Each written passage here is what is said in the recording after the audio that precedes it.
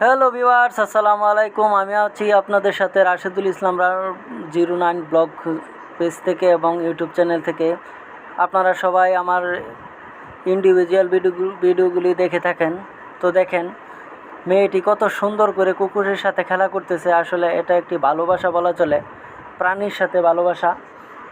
আসলে ভালোবাসা না হলে কিন্তু এরকম হতে পারতো না। একটি কুকুরকে দৌড়ে হিঁচড়ে কামড়িয়ে দিচ্ছে, তবু কুকুর তাকে কিছুই করতেছে না। কিন্তু আপনি যদি এই কুকুরের সাথে দুষ্টামি করি, অবশ্যই আমাদেরকে কামড় দিয়ে মাংস খুলে ফেলতো।